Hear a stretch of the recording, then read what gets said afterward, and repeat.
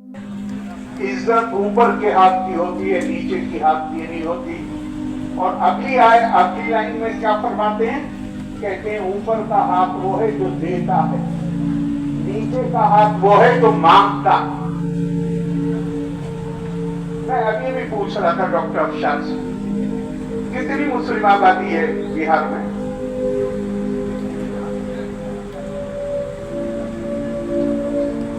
Number कितना होगा? 2.5-3 crore minority. इसमें मुसलमानों में चाहे जो बुराई ना हो, लेकिन एक चीज मैंने कम से कम जो मेरा मुशाहिदा है वो मैं कह रहा हूँ, साल में ज़कात जरूर देते हैं। ज़कात देने वाले कितने होंगे? आगे तो होंगे, चौथाई मान लीजिए, कितने हुए? 50-60 लाख, 70 लाख।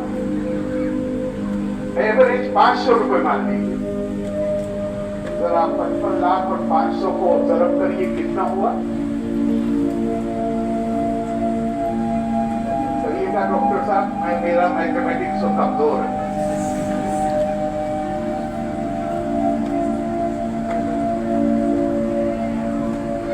कितना? आपका रियाजी कमजोर। कितना हुआ था?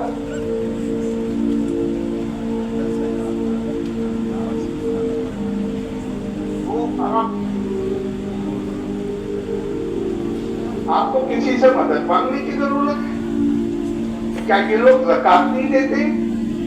देते हैं। और हमने कुल 25% लगाया, इससे बड़ी तादाद है जो देती। तो ये पैसा तो बहुत हुआ, ये कहां जाता है? मैं नहीं कहूंगा कहां जाता है। अपने बच्चे को मैं अंग्रेजी पढ़ाऊंगा, और चूंकि मुझे जन्नत की ख्वाहिश है और हूरों की ख्वाहिश है, इसलिए मैं पैसा दूंगा उस जगह को जहां मुझे लगता है कि यहां से जन्नत भी मिल जाएगी और हूरें भी मिल जाएंगी। तो इसका क्या इलाज है भाई? 2 अरब जब कुल 25% को गिना है। ये मांगने की आदतें छोड़िए, अपने पैरों पे खड़ा होना सीखिए। हमें एक छोटी सी कम्युनिटी है, आपसे आपका 50% तो बहुत बड़ी बात है, 10% भी नहीं होगा क्रिश्चियन। अब तो नए स्कूल बहुत खुल गए प्राइवेट। 25 साल पहले का मैं आपको कहता हूं, पिछले 200 साल से इस मुल्क का बड़े से बड़ा आदमी उनके दरवाजे पे खड़ा होता था अपने बच्चे का एडमिशन उनके स्कूल में कराने। जब आप उनके दरवाजे पे खड़े होंगे अपने बच्चे का एडमिशन कराने के लिए, तो आप उनकी इज्जत करेंगे या नहीं करेंगे? मुझे चूंकि यहाँ बड़ी अपने मुंह से अपनी तारीफें भी हुई हैं, मुझे महाभारत की एक छोटी सी कहानी याद आती। महाभारत की जंग चल रही थी।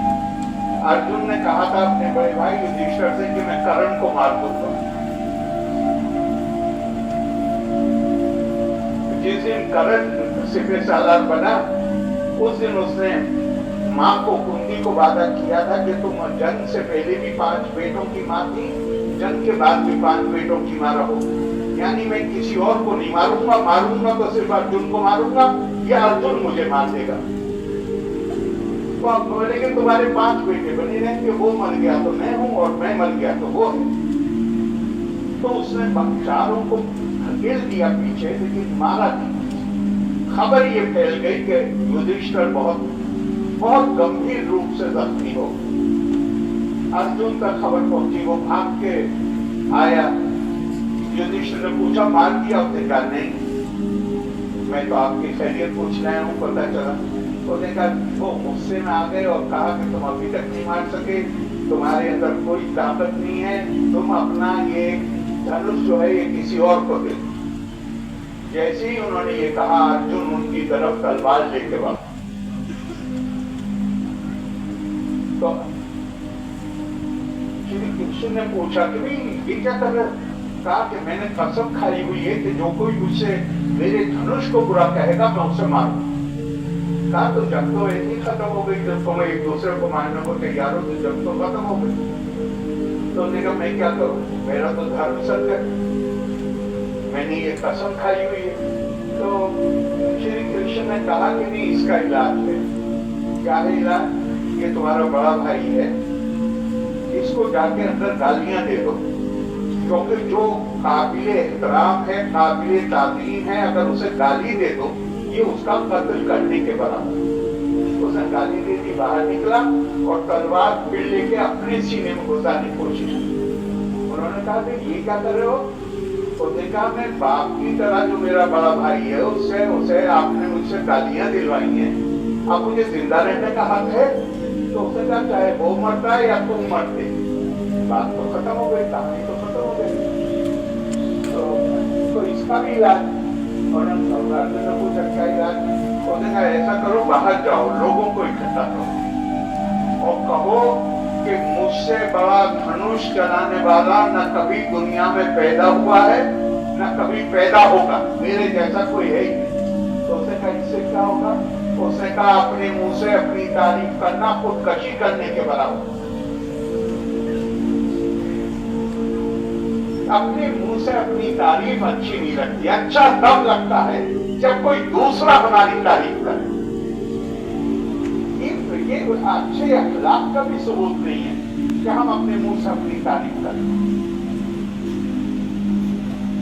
और मैं आखिर में,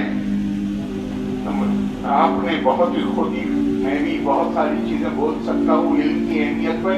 हुजूर सल्लल्लाहु अलैहि वसल्लम ने फरमाया उतलुबुल इल्म लौ कान बिस्सीन तफक्कुर साअतुन खैरुम मिन इबादति सबईना सनतुन। किसी ने पूछा एक बड़े साहबी से, मां काना सिफतो ताबुदी, ये बहुत इंपॉर्टेंट है खास तौर से स्टूडेंट्स के लिए। हुजूर की इबादत की सिर्फ क्या थी? तो बड़े साहबी ने जवाब दिया, उजीबा बिअन्ना ज़ालिका बितफक्कुरि वल इतबार। हुजूर की इबादत ये थी कि अगर उनके सामने ये रखा है तो वो इसमें गौर करते थे कि ये चीज कैसे बनी है, इसके क्या फायदे हैं, इससे क्या फायदा लोगों को पहुंच सकता है। कहा ये हुजूर सल्लल्लाहु अलैहि वसल्लम की इबादत है।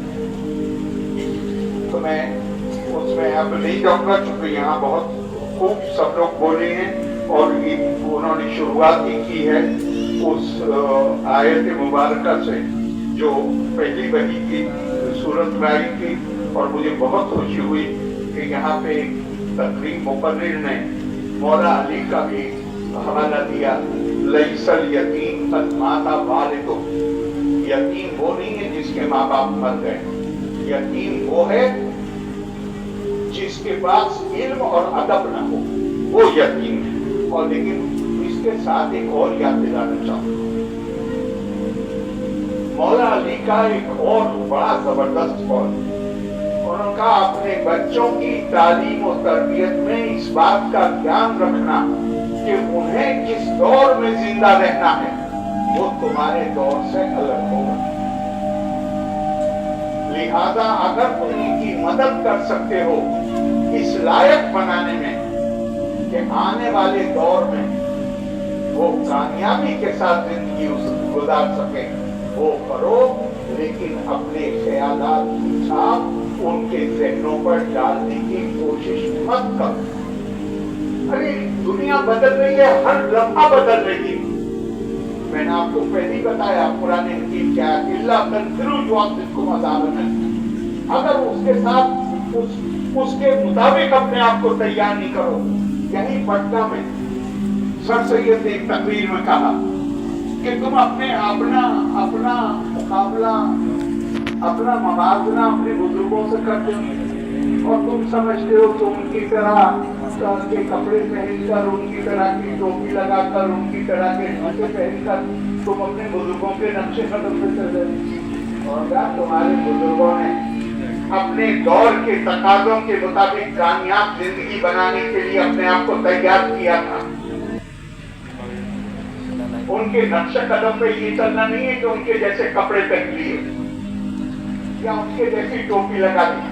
उनके नक्शे कदम पे चलना ये है کہ جس زمانے میں تم زندہ ہو اس کو پہچانو, اس کے تقاضوں کو پہچانو اور ان تقاضوں کو پورا کرنے کے لیے اپنے آپ کو تیار. یہ اس کے بغیر کوئی دوسرا طریقہ نہیں ہے دنیا میں کہ جس سے یہاں پہ مجھے وہ بھی اچھا لگا کہ آپ نے یہاں جو بولے تھے انہوں نے کہا کہ علامہ اقبال کا انہوں نے شعر سنایا کہ خدا نے آج تک اس قوم کی حالت نہیں بدلی. یہ بہت بڑی پیاری آیت ہے قرآن. ان اللہ لا یغیر ما بقوم حتی یغیر ما بانفسہم. کیا کمال, کیا الفاظ پر غور کریں. اللہ بھی ان کی حالت نہیں بدلتے جو اپنے اندر تبدیلی کے مطابق کامیابی حاصل کرنے کے لیے اپنے اندر بنیادی تبدیلی نہیں پیدا کرتے. تو ہم تعلیم ہمیں اس لائق بنائے کہ ہم اپنے دور کے تقاضوں کو سمجھیں. اور ایک چیز چونکہ آپ مائنورٹی تو میں نہیں کہوں گا, میں مسلم لفظ استعمال کر سکتا ہوں, وہ ہیں یہاں پہ وہ ادارہ ہے. تو آپ کی ذمہ داری نہ اللہ رب المسلمین ہے نہ حضور صلی اللہ علیہ وسلم رحمت للمسلمین. اللہ رب العالمین ہے اور حضور صلی اللہ علیہ وسلم رحمت للعالمین. اور قرآن نے بتایا کہ دنیا میں کامیابی کیسے ملتی. سورہ رات میں جائیے گا, اگر مجھے صحیح یاد ہے 13 نمبر آیا, اس میں مثال دی گئی. سیلاب آتا ہے, پانی کے اوپر جھاگ ہوتے ہیں. آپ سونار کے پاس جاتے ہیں زیور بنوانے کے لیے, سونے کو پگھلاتا ہے, اس کے اوپر جھاگ ہوتے ہیں. جھاگ غیر منفعت واقع, اس سے کسی کا کچھ فائدہ نہیں ہوتا, وہ فنا ہو جاتے ہیں. اور پانی زمین کو زرخیز بناتا ہے, سونا پگھلا ہوا سونا, اس سے زیور بنتے ہیں. اور آخر میں 2 لائنیں ہیں, فَأَمَّا الزَّبَدُ فَيَذْهَبُ جُفَاءً وَأَمَّا مَا يَنفَعُ النَّاسَ فَيَمْكُثُ فِي الْأَرْضِ. جو چیز انسانوں کو فائدہ نہیں پہنچاتی وہ ختم ہو جاتی ہے, اور جو چیز انسانوں کو فائدہ پہنچاتی ہے مسلمانوں کو نہیں. مَأَمَّا مَا يَنفَعُ النَّاسَ, جو لوگوں کو فائدہ پہنچاتی ہے اللہ کا وعدہ ہے اسے ہم زندہ رکھتے ہیں. اب اتنا بڑا یہ ادارہ قائم کیا, رحمان صاحب کے والد کوئی 100 سال 200 سال تھوڑی ہوئے, لیکن جب تک یہ ادارہ رہے گا تب تک ان کے اس نیک کام کو یاد کیا جاتا رہے گا اور وہ لوگوں کے ذہنوں میں زندہ رہے گا. قائم رکھنے کا جو مراد ہے اس آیت میں وہ یہ ہے کہ آپ کا کام وہ ہونا چاہیے کہ جس سے آپ لوگوں کو فائدہ پہنچائیں. يَنْفَعُ النَّاسَ. اور سورہ بقرہ میں دیکھیے تو اس قرآن نے کہیں بھی دینی اور دنیاوی علوم کی تفریق نہیں کی. صرف ایک تفریق ہے, وہ علوم جن سے انسانیت کو نقصان پہنچتا ہے غیر منفعت والا, اور وہ علوم جن سے انسانوں کو فائدہ پہنچتا ہے منفعت والا. ہم سماج کے لیے, سوسائٹی کے لیے, اپنے شہر, اپنے ضلع, اپنے صوبے, اپنے ملک کے لوگوں کے لیے فائدے مند بنے. اس دعا کے ساتھ میں آپ کو اپنی نیک خواہشات دیتا ہوں. لوکا سمستہ سکھینو بھوانتو. بہت دھنیواد. جے